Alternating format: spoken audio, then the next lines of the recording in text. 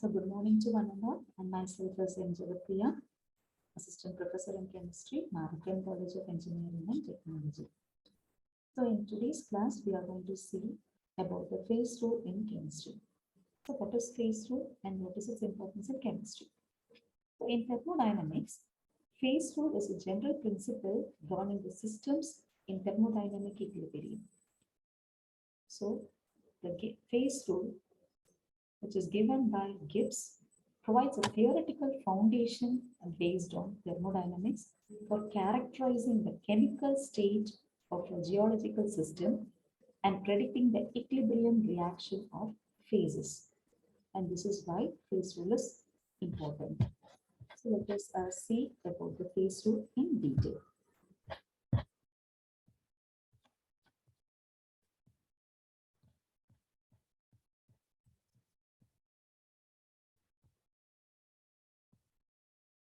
So phase rule.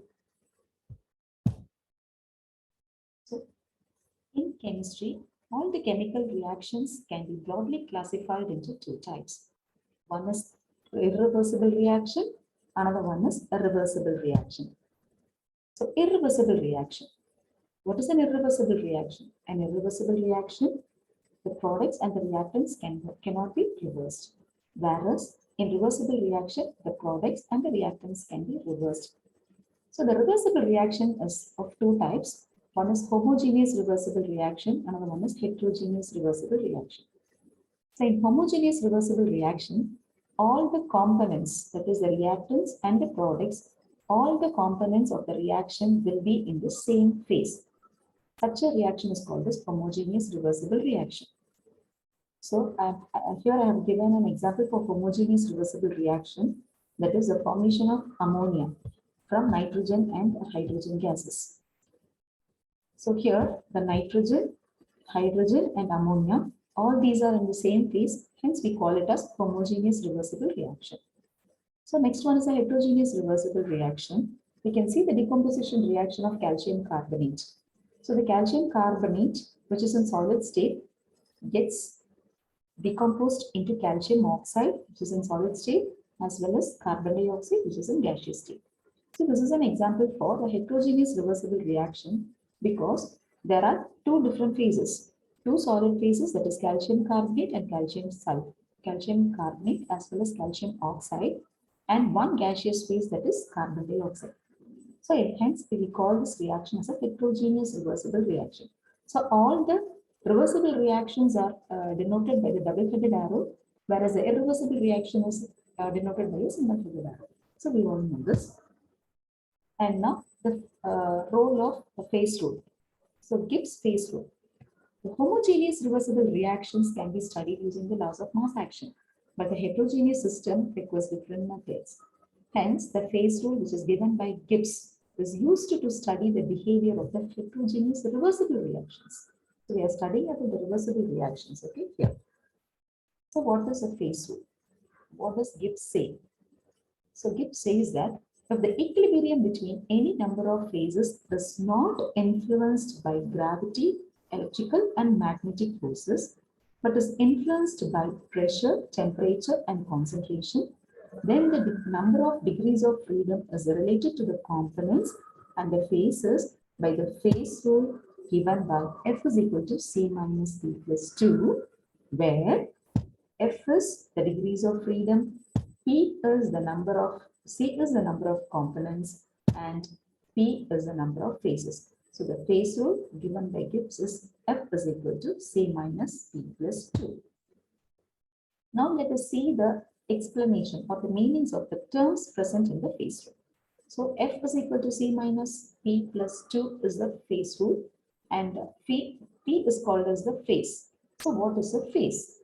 Phase is defined as any homogeneous, physically distinct and mechanically separable portion of a system which is separated from other parts of the system by definite boundaries. That is called as phase. So phases can be categorized into three types, that is gaseous phase, liquid phase and solid phase. Now let us see them one by one. So what is gaseous phase? And all the gases are completely miscible with each other, and therefore we cannot fix any boundaries.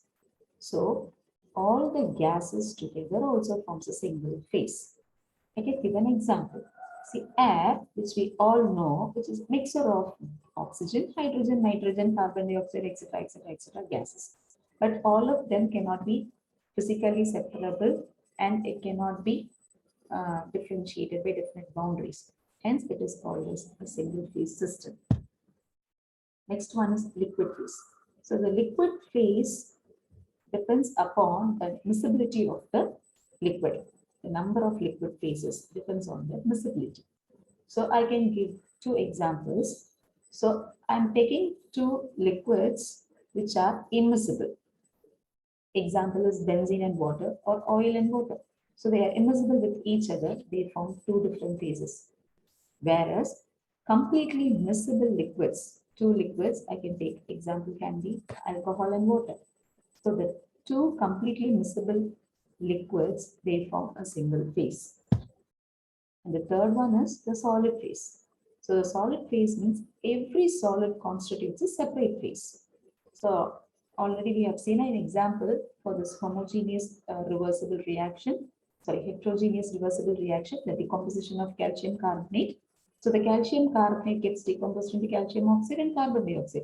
It involves three phases. So solid carbon dioxide, solid calcium oxide, solid calcium carbonate, and next one the gaseous form of carbon dioxide. Hence, two solids are present here and one gaseous phase is present. Hence, a complete system is a three-phase system. But every solid constitutes different phases. So what I'm interested in revealing here is each solid forms a different phase. That's all. And in the phase rule, the second term involved is C. First one is P and second one is C. The phase rule is F is equal to C minus P plus 2. So we have seen what is P. P is phase, and the next one is C. C is nothing but the component. So what is a component? Component is defined as the smallest number of independently variable constituents by means of which the composition of each phase can be expressed in the form of chemical equation. So what does it mean? So let us consider a system that is a water system. So the water exists in three forms, that is solid form of ice, liquid form as water, and the gaseous phase as vapor. So all the three phases are there in this system, but still all the three phases can be represented by means of a simple chemical equation, that is H2O.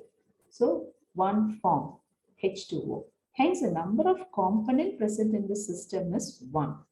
Maybe the phases are 3, but the component present here is 1. So this is called a component. And the next term involved in the phase rule is the degree of freedom, which is denoted by the letter F.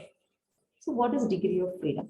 So the degree of freedom is defined as the minimum number of independent variable factors, such as the temperature, pressure, and concentration, which must be fixed in order to define the system completely.